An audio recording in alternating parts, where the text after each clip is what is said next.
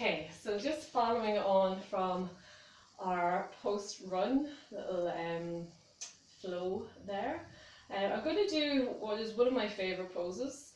Particularly, I do a lot of mountain running, and I find this one really good for opening the hips, but also strengthening the ankles. It's a balance pose.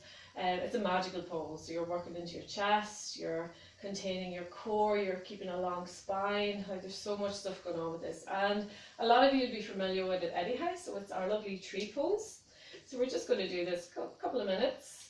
So again, it's nice if the body's a little bit warmed up going into this. I find it quite tricky to do in the morning. I don't know if it's just because my body's all kind of seized up in the bed. Also, if you do have niggles in your ankles, which I actually do on one side, you are going to find the balance a little bit trickier. By all means, you can take it to the wall, you can have a chair there, particularly if you suffer from low blood pressure, you feel a little bit lightheaded, or if you're pregnant, again, just take it to the wall so you have that extra little safe place to go to. Okay, so we're going to bring our hands to heart to start with, both feet together. We're going to rotate our right hip outwards, so we're actually activating our right glute to get that rotation.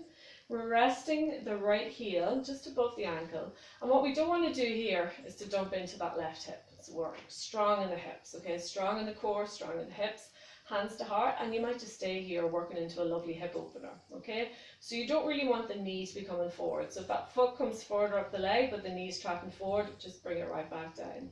So first variation on this, we bring the sole of the foot, we press it into the calf into the foot. Again, that knee is tracking back, so I'm keeping that openness into the hip. Or we can bring that foot right up into the inner thigh, pressing the sole of the foot into the thigh and vice versa. That knee is coming out, opening the hip. So where we don't want that foot to be falling is on the actual knee joint itself. So we don't want to have any lateral pressure onto the knee joint. So it's either heel over the ankle, foot on the calf, or foot right up into the inner thigh. Okay, if that feels good, we're going to inhale, arms out, reaching up, pressing the palms together, and as we exhale, we're going to release into our full tree pose. We're drawing those shoulder blades back, keeping space into the chest.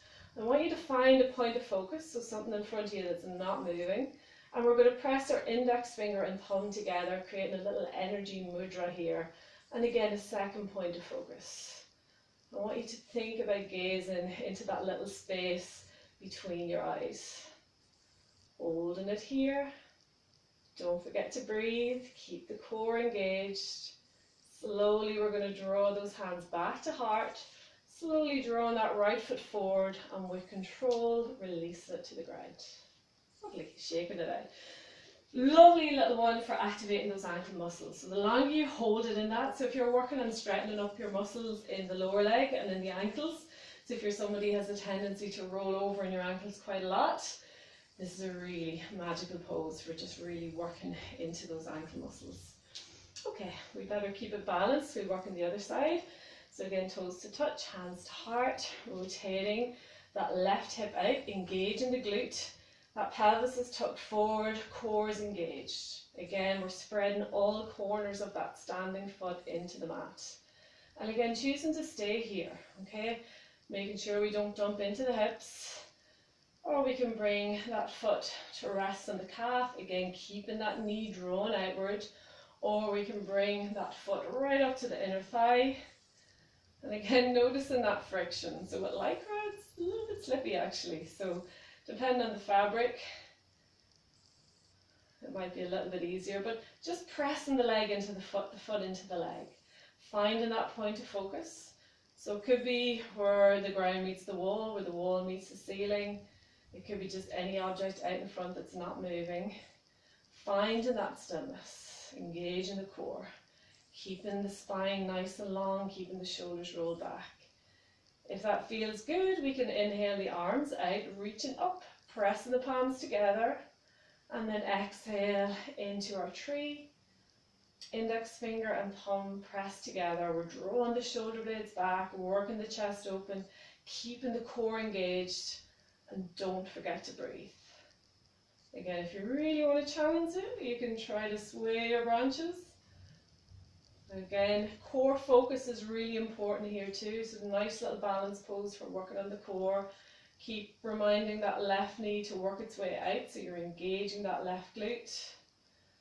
Again, you can try this with your eyes closed down if you really want to challenge that balance on that standing right foot. And again, you can hold it here for as long as you wish. But I'm going to inhale it back to center, drawing that left knee forward, and then slowly release. Looking that right foot out, giving it a little shake. And that is our magical tree pose.